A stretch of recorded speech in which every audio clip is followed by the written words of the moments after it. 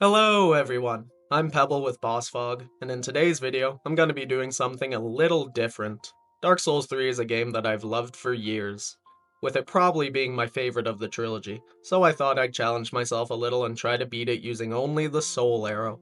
What is the Soul Arrow? I'll tell you. It's arguably the most basic sorcery in the game, and as the name suggests, it fires a soul arrow at the enemy for 7 focus cost. It scales with intelligence, and there's really nothing special about it. That being said, it should make for an interesting run. Let's go over the rules. Rule number 1, I can only use the soul arrow to deal damage to enemies. Rule number 2, no cheats or exploits of course. And rule number 3, have fun.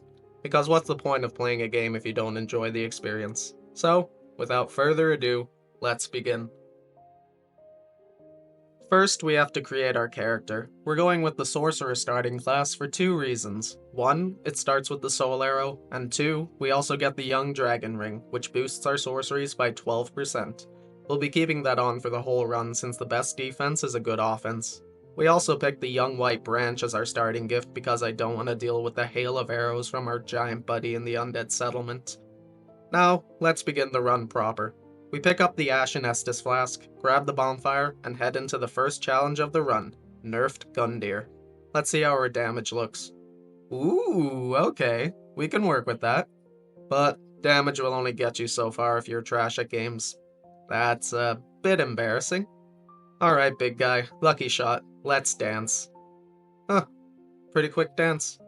Anyway, we collect the coiled sword and make our way into Fireling's Shrine, spending our souls on intelligence, do the tree jump, do the tree jump. There we go. Don't you dare lag out. Whew, okay.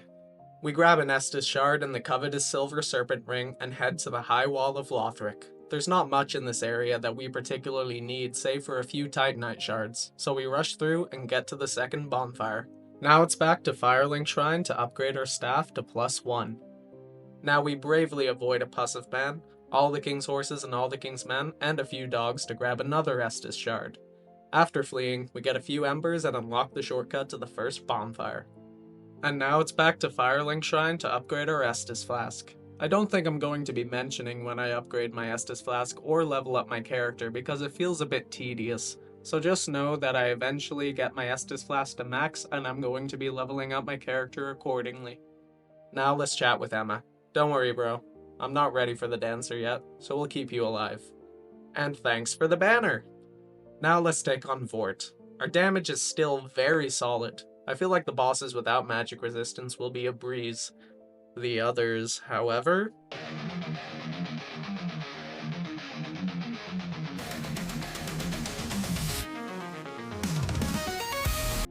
I die once to Vort because I panic, but he goes down in the second try without much trouble.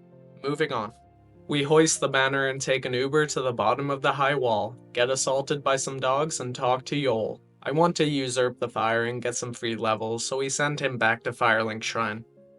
Yeah, I know what you're thinking. Why do I only have 3 charges right now for my Estus Flask? Well, that's because my footage corrupted and I had to redo everything up until this point. Ah well, no big deal I guess. And now we're in the undead settlement. This is another area that we don't need much from, so we speed through the first area, grab an Estus shard, drink some soup, and get a warm welcome from the locals. I'm already dead, man. Don't rub it in. After that fiasco, we grab the bridge bonfire. We then show these hollows what our giant friend could do. Thanks, buddy. Acquire the Mortician's Ashes so we can access the sewer area of the undead settlement, get an undead bone shard, and open the door to the boss. After another embarrassing death, we journey through this rat-infested sewer and open the shortcut to the bridge bonfire. Now let's say hello to Onion Bro. Oh no, don't bother helping me, man. I got everything under control. You just stand there and do nothing. Hopefully he's more helpful against this demon. Fun fact, he wasn't. Let's try that again. Ah, much better. Cheers to you, my friend. After getting some new fashion, we drop down the tower and get the Chloranthy ring, another staple of this run. All that's left to do is grab the final bonfire, upgrade our levels a little, and go face the curse-rotted Greatwood. This fight is a little weird. As you can see, we can't lock onto the sacks that deal the most damage to it. Sacks. So, we have to free aim to do damage to his weakest points, which is hit and miss to say the least. I decided to ignore the hollows around it and strictly focus on the Greatwood to conserve my mana, with it also being more than happy to thin the herd for me from time to time. I wouldn't call this fight hard, but it's definitely annoying, and I died a few times after running out of mana because my free aiming was bad. But on the last attempt, luck was on my side, and I managed to get some blessed shots to land, sending the Greatwood to the chopping block. Looking back, I really didn't have to do this fight this early, but hey, at least it's out of the way now and we got some free souls to level ourselves up. Yeah, I changed my mind. I'm gonna show every time I level up 20 times. Yay for compromise. Back to Firelink now to upgrade our staff to +2. We're moving on up in the world. Then it's back to the tower where we found Sigurd in, bravely running past this Outrider Knight, and hightailing it through the first part of the Road of Sacrifices, grabbing some Titanite shards and a lucky staff drop before talking to Henri. I already feel bad about what I'm gonna put them through. Now we're into the Road of Sacrifices proper, and there's quite a few things I want from this area, so let's go get them. Item number 1, a Fading Soul, very useful. Item number 2, the Sage Ring, which lets us cast spells faster, very useful. We'll gladly add that to the build. Item 3 is a Nestus Shard, of course, and item number 4 isn't actually an item, it's Orbeck, who sells us a very useful ring we can get later on. We'll be coming back to that. Now we head back to the second bonfire I grabbed earlier and go level up.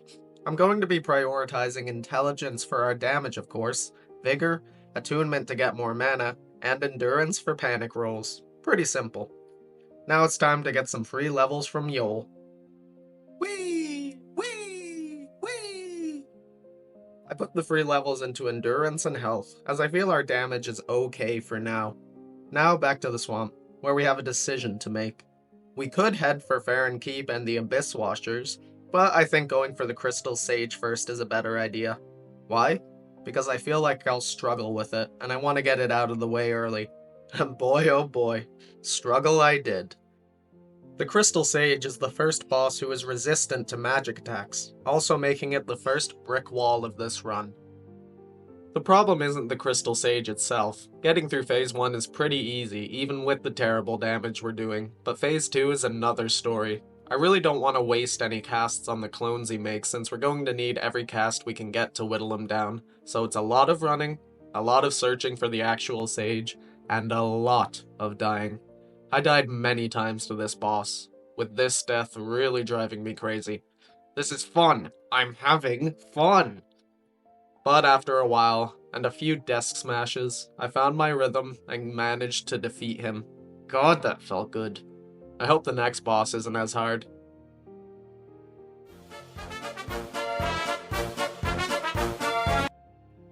After a quick jog through the connecting area, we reached the Cathedral of the Deep. Hey Gale, we'll be back to talk to you later. We grab an Estus Shard and make our way in, avoiding the armies of Hollows and Maggot Men before grabbing an Undead Bone Shard. We drop this ladder shortcut, grab some Titanite shards, and make for the rooftops. Upon dealing with everything these enemies have to throw at us, we can now enter the cathedral itself, and open the shortcut to the chapel bonfire. We grab the Lloyd's sword ring just in case we need it, and make this mimic throw up a book. We'll never use it, but I've always wanted to do that. We duel with Spiky Boy, then open the second shortcut to the chapel bonfire. After encouraging these knights to jump into the sludge below, we do some parkour, defeat a squad of slugs, and activate the bonfire in Rosaria's chamber. A quick hop down to the lower level gets us some loot at the feet of this giant. We could get some large Titanite shards by defeating the two giants in this area, but there is an area coming up with plenty of them, so we'll run past them, take this lift up, and open the massive door. Oh f***, I messed up. Patches despawns if you do this. Oh well. Might as well say hey to Onion Bro. I'm sure he'll be fine. Now it's time for the boss, the Deacons of the Deep. Yeah, they're resistant to magic like the Crystal Sage, but I'm sure it won't be that bad. Oh no, that's not good. I think I'll come back to this boss when I've leveled up a bit more because that is abysmal damage. I guess we'll take on Farron Keep now. Not much else we can do. We convince this knight to take up skydiving and grab a bonfire. We run through this first area, picking up an Estus shard and some upgrade materials before activating the first and second chimney and getting the second bonfire.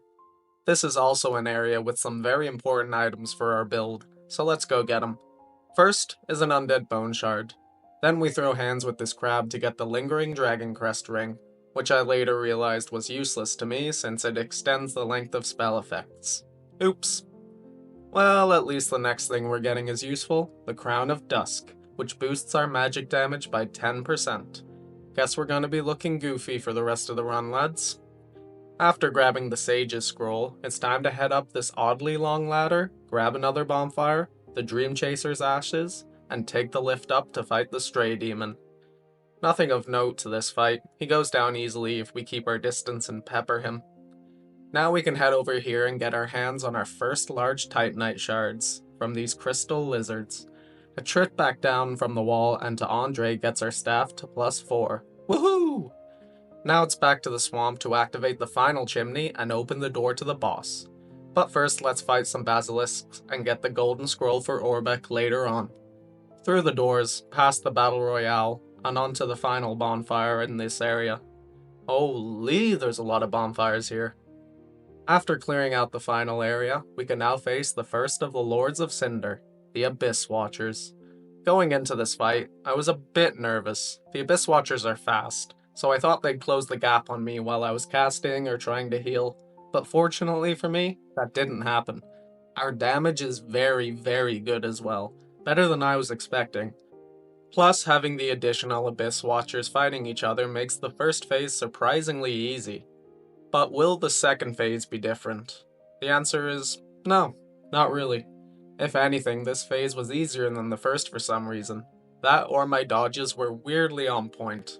Nonetheless, with one heal to spare, the Abyss Watchers fall. 3 Lords of Cinder to go. Back to Firelink and... No, it can't be. Not my boy Yol. Look how they massacred my boy. Why? Hey Uria, excited to be working with you. See you later.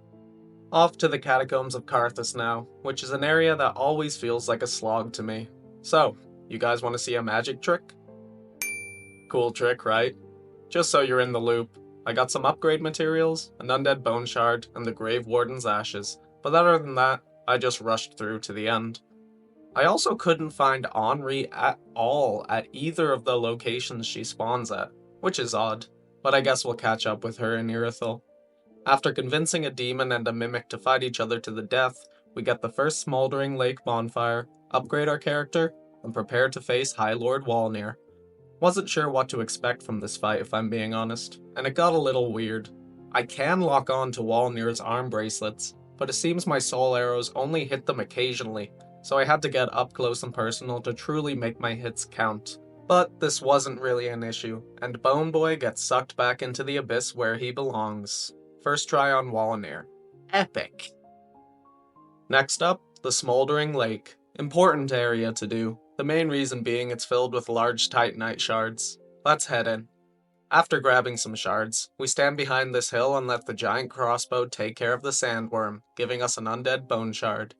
We get the bonfire, upgrading our weapon to +6, and get the slumbering dragon crest ring from Orbeck. I also realized that he doesn't have anything of use to me. I really don't know why I thought he did. Oh well. Now let's take on the old Demon King. I was fairly confident going into this fight as he's fairly slow, and I was right. This fight was pretty much a cakewalk. I only got hit twice during the course of the battle, keeping my distance and chucking soul arrows at him, and eventually, he goes down. I kinda feel bad for this one. Now let's journey into the Smoldering Ruins to grab the rest of our goodies, namely another undead bone shard, an Estus shard, and as many large Titanite shards as we can carry. We also get the Izalith staff in case we need it. Probably won't though. Now, I think we're ready to take on the Deacons. We've come quite a long way since then, so I'm confident we can knuckle down and... oh my god, it's not better at all. Well, there's nothing else to do, so we're gonna have to defeat them. There's no other choice. The problem with this boss is there's so many individual deacons, making it really difficult for me to lock on to the one with the Archdeacon's soul. Plus, they're still resistant to damage, making the fight that much harder. I can't even count how many times I died to this boss. I even took a break for a while, but after coming back, I felt rejuvenated to beat them at all cost.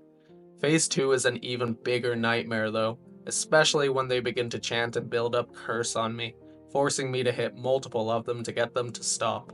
But finally, my fortunes turned around. I managed to find some space where I could hit the Archdeacon and sent the Deacons of the Deep to the grave.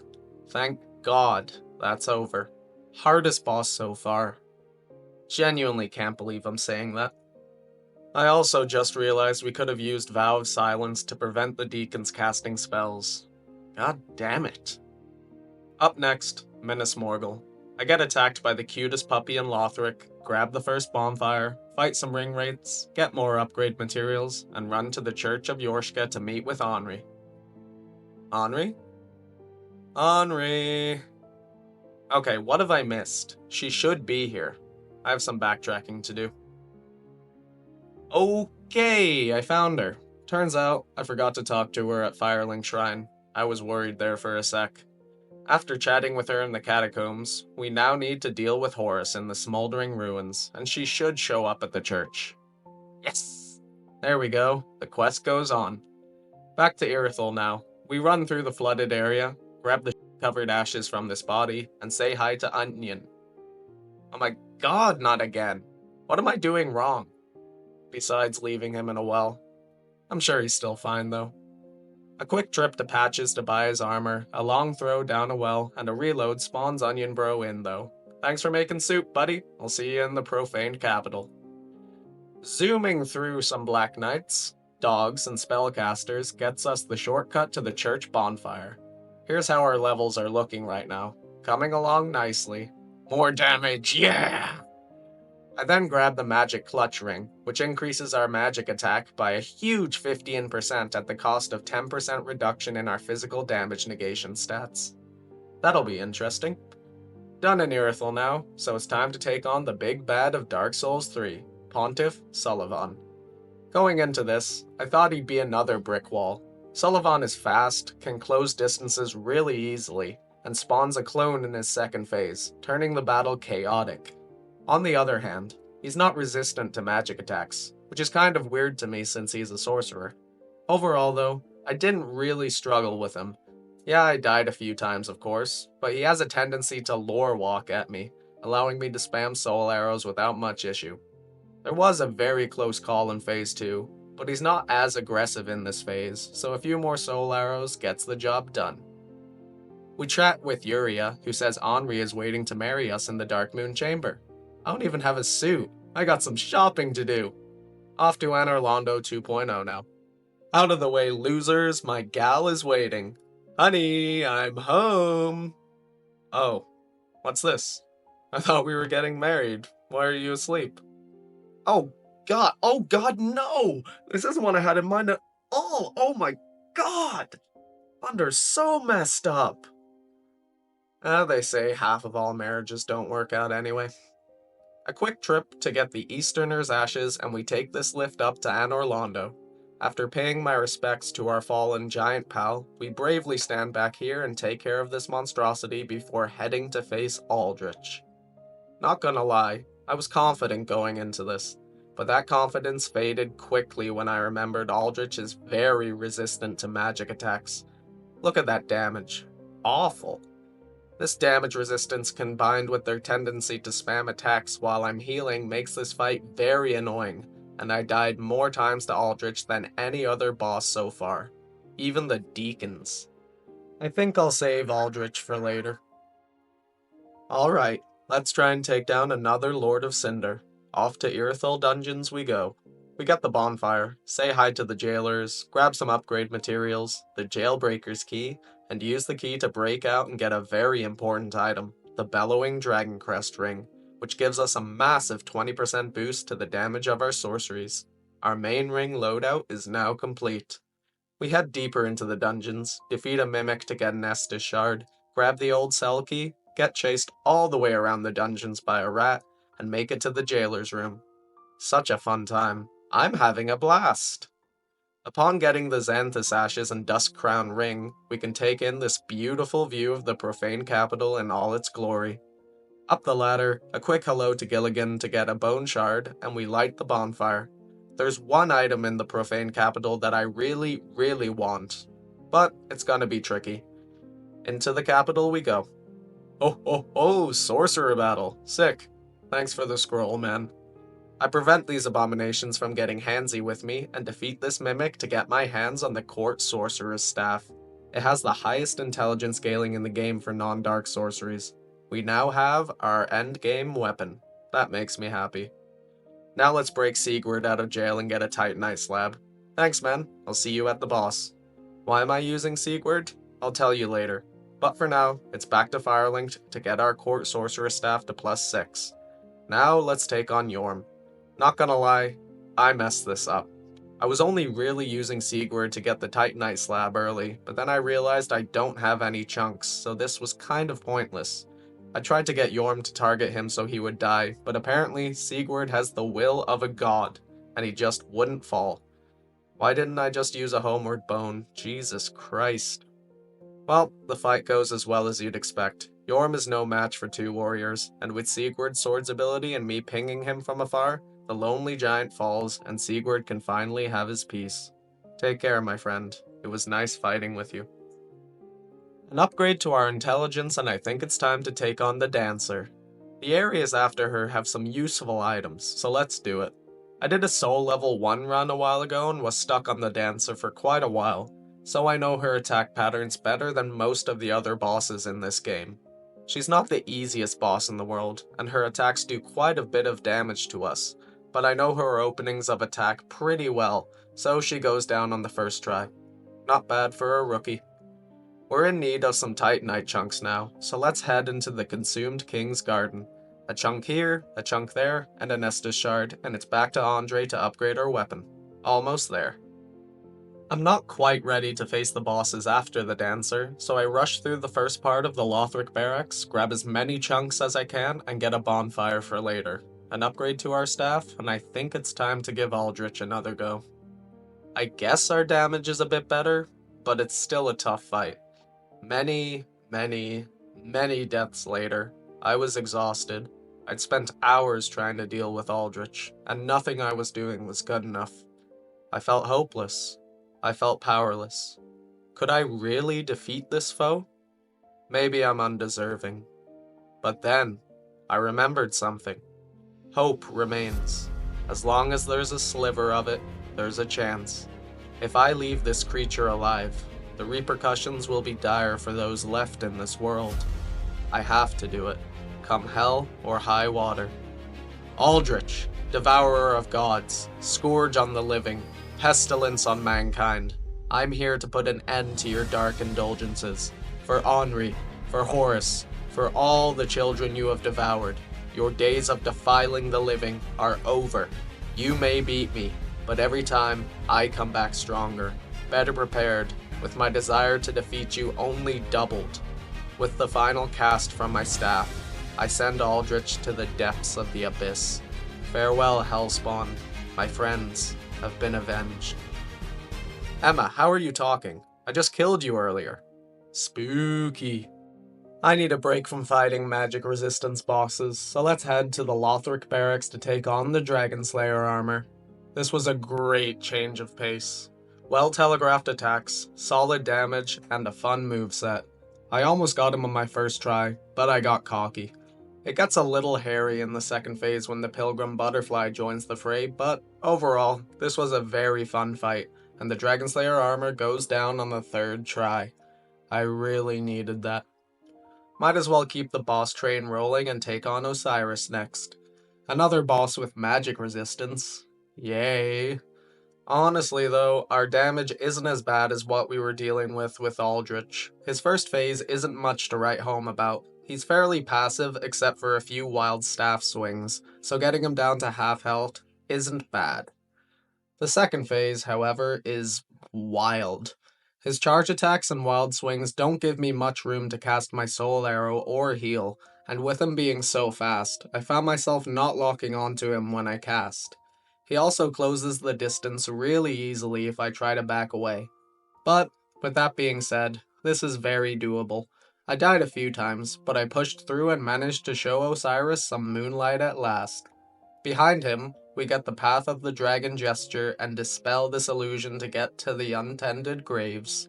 Fun fact, this is the most interesting area in the game in my opinion. Definitely deserves a video. Maybe I'll do that in the future. But right now, we have a score to settle. The rematch of the century. Let's take on the champ himself. This fight is tons of fun. After playing Elden Ring, I'm kind of used to delayed attacks, which is Gundir's specialty. His combos and fast recovery time really forced me to find my openings much more carefully, and he closes distances with his shoulder to great effect. I died 3 or 4 times, but I didn't mind. This was the most fun fight so far, and the fact that our damage was good is just an added bonus. Great fight, Gundir. I had a blast. We reach level 75, with my intelligence taking up most of my levels. Kind of a semi-glass cannon in my opinion. We're approaching the end of the game now, so it's time to ascend the Grand Archives. Hey asshole, I have a score to settle with you. Don't you run, get back here! Ah, fine. I don't want to deal with your shit anyway. Our build is pretty much complete, so there's not really anything we need from the Grand Archives, except some souls. So we run through, ignore the Crystal Sage, deal with the gank trio, and open the shortcut to the bonfire. Now it's just a skip, a hop, and a jump across this heavily guarded bridge to get the shortcut to the closer bonfire. And now, the final Lord of Cinder, Prince Lothric and Lorien. This boss was difficult, but fun. This has always been my favorite boss in Dark Souls 3. I love the lore, the boss design, the difficulty, everything. And the music is just incredible. Lorien is weak to magic, so we're doing insane damage every time we hit him, and the first phase isn't much trouble. The second phase is when things get tricky. Lorien is still susceptible to magic attacks, but with Lothric's magic attacks keeping us moving, it's much harder to find windows to attack. And then there's the issue of what happens when Lorien dies. I only have a few seconds to get attacks on Lothric while he revives his brother, then it's back to dealing with Lorien. He spawns with less health, but it's a chore to deal with him 4 or 5 times just to get a shot at Lothric. I died quite a few times. Not as many as Aldrich, but it took a few hours of grinding it out before I managed to defeat the twin princes. And that's all the Lords of Cinder dealt with. Time for the DLCs. Oh, did I say DLCs? I meant Archdragon Peak. We head to Irithyll Dungeon and get transported to the Land of Drakes. These late game areas really don't have anything that'd be of use to us. Guess that's to be expected when you're only using one spell. So let's fight the Ancient Wyvern. Since we can only use the Soul Arrow, a plunging attack is out of the question, so we stand in the corner and chip away at his health from afar. Most exciting boss fight of my life! We're transported to the second bonfire, fight our way through a horde of snakes, and get the final bonfire. Quick fight with New Havel, and now we face off with the Nameless King. He's tough at the best of times, so I'm not too sure how this fight will go. Guess there's only one way to find out. Neither the king or his dragon are resistant or weak to magic attacks, which I suppose is a good thing. Even without it being weak to magic, we're still doing insane damage to the Stormdrake, between 3 and 500 depending on where we hit him, and he goes down relatively easily. Now let's see if his rider can do any better. Like I said earlier, I did a soul level 1 run a bit ago, and the Nameless King is another boss I was stuck on, so his moveset is engraved in my mind. Another delayed attack aficionado, I feel like this fight is a lot harder with a melee build, but with a staff, it's actually fairly doable. Our damage is still very good, so it's just a case of keeping a bit of distance with him, backing away when he attacks, and firing a few shots during his long recovery animations. First try Nameless King, let's go! We're level 90 heading into the DLCs, with 30 Vigor, 22 Attunement, 23 Endurance, and 60 Intelligence, the sharp cap for that attribute. I hope it's enough. First up, the painted world of Ariandel. Let's talk to Gale and head in. I'll give you a quick rundown of the run to the bosses. Wolves, trees, fire, plague doctors, this guy with the cool voice, a basement full of rot, Frida, arrows, oh my. First up, we're going to face the Champion's Gravetender. This guy is an NPC, and NPCs have a habit of dodging incoming projectiles, which is really irritating. I found the most consistent way to get damage on him was to cast right after he whiffs an attack. Damage-wise, we're still solid, so I just have to remain consistent and keep calm. That goes out the window when the Sif reskin joins the fight though. The only good thing about this phase is that the Gravetender seems to get a bit less aggressive once his dog appears, but even then, dealing with both is quite difficult. I decided to focus on defeating the Gravetender first, then focusing on the wolf, as it's a bigger target and easier to hit. This worked out well for me, and the Gravetender and his pup go down on the second try. Now, let's go fight Frida and Ariandel. Out of every fight in this run, this is the one that truly drove me insane. I took multiple week-long breaks. I tried every combination of rings. I farmed to gain more damage and health. I fought up close, I fought far away, I fought upside down, I fought all around. But every time, Frida got the best of me. The first phase is fine. She had a tendency to randomly dodge attacks, but it's pretty straightforward. The second phase is the easiest of the three, with Ariandel being pretty weak to our magic attacks, taking the brunt of our focus. Then we get to the third phase, the bane of my entire existence. Did I mention Frida is resistant to magic? No? Well, she is. And it sucks. I can't keep up with her relentless spamming of frost spells, dark sorceries, executions via scythe, and her general tomfoolery, so I decided to leave her for now. To the Ring City we go. I never realized it before, but journeying through the Dreg Heap is like going back in time through the Dark Souls games. The opening area is Dark Souls 3 with Lothric Castle, the middle area is the Earthen Peak from Dark Souls 2, and the last area is Firelink Shrine from Dark Souls 1. And then after that is the Ring City, beyond time. Why haven't I noticed this earlier? Anyway, let's prepare to face another boss I'm terrified of, the Demon in Pain and the Demon from Below. Two demons. Both fast, both powerful, both more than happy to tear me to shreds. We've encountered another brick wall, lads. Plus, it's also technically a 3-phase fight, upping the difficulty even more. I can handle the two opening demons, barely, but it's another story for the Demon Prince. He thrashed me every time we fought. He wiped the floor with me. He defiled me. I can't even tell you how many times I died to him, wasting at least 10 to 15 minutes each death. Also, basically all my footage for fighting this boss was accidentally deleted, and I really don't want to go through this again, so just imagine me dying over and over and over and over and over again. Well, it looks like this is where the run ends. I can't beat Frida or the Demon Prince on my own. On my own? Oh yeah, I can summon. Yep, that's right. I'm reaching out for help because if I don't, I'll never beat them and this video will never finish. And I'm willing to take any jabs you can throw at me. I deserve it. Frida's first. This is Dylan. I met him on Reddit. Everyone say hi to Dylan. Alright mate, let's get this out of the way. We burn through the first and second phase of Frida and Ariandel before Dylan really shows off his skills in phase 3. He keeps her busy, while I chip away at her from afar, drawing her aggression when I see him getting low on health. Through teamwork, grit, and hard work, Frida finally goes down, all thanks to Dylan. Everyone give him a round of applause. Stellar performance. And I don't deserve these souls. Whee! And another for good measure. Now, the demons. I'm not summoning another player in this time, as I think an NPC will be enough. Everyone welcome Patches. Lap. Alright buddy, let's send the demons into extinction.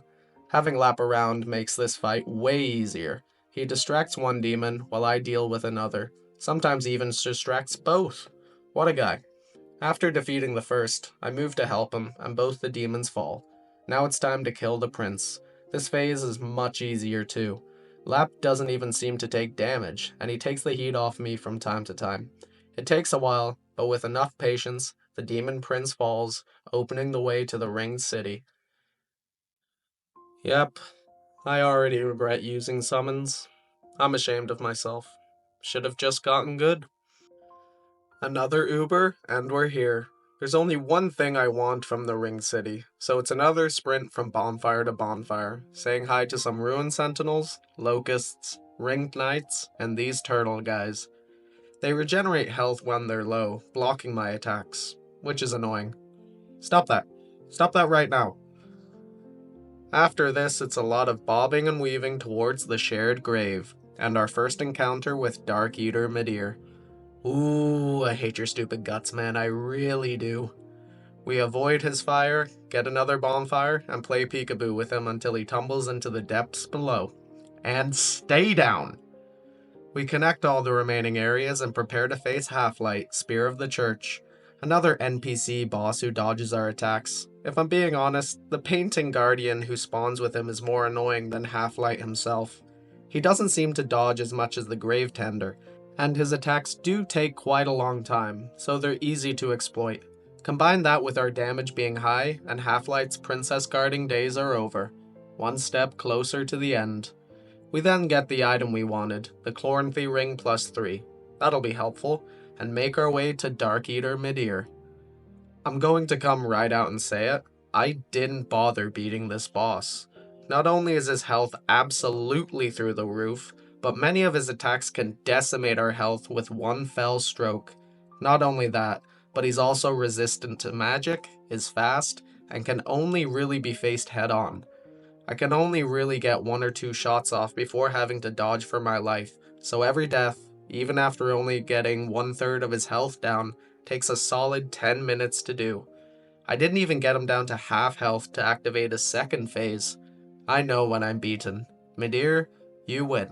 You're too tough for this build. Let's move on. Now, we touch Filianor's egg, and either send ourselves forward in time or dispel an illusion to reach the arena of the final boss of the DLC, Slave Knight Gale. This battle was so much fun. Gale does have quite a bit of health, and our soul arrows don't do a lot of damage to him, but his combos are well telegraphed, fair to dodge, and we can run away and pepper him if need be. During his second phase, he has a tendency to lore walk like Pontiff Sullivan, allowing us to get a few free hits in. His range attacks can be easily dealt with by strafing to the right for both his crossbow and Rings of Light moves. During his last phase, his attacks become more chaotic, with lightning striking, skulls chasing us around, and Gale performing punishing combos. But by keeping our distance and carefully choosing when to attack, we do it. It was long, it was epic, it was fun.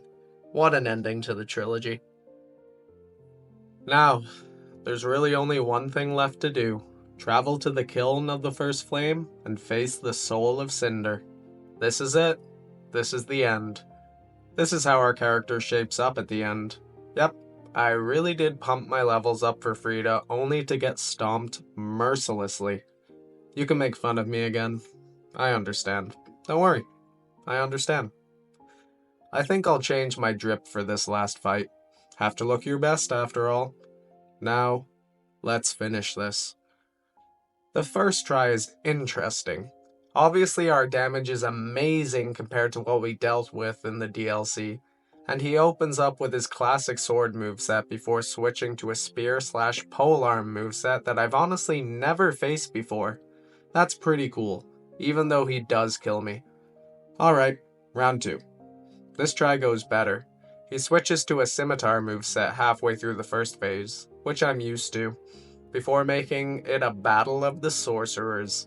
I wear him down from afar, and get to phase 2, the Gwyn moveset.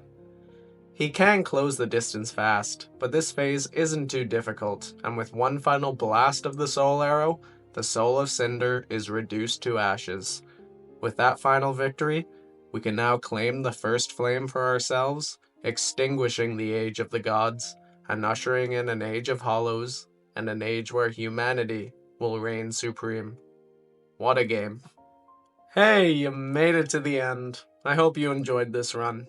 I kind of broke my own rules numerous times, but I'm honestly just glad I completed it. This run was quite fun overall, and I really did have a good time doing it, save for a few certain bosses. This kind of video does take a while, but it was still very enjoyable to make. Maybe I'll do a few more runs of Dark Souls 3, the other Souls games, or even Elden Ring. Let me know if that's something you guys would want to see on this channel. But for now, thank you again for watching. Like, subscribe, comment, all that good stuff, and I'll see you all in the next video. Take care.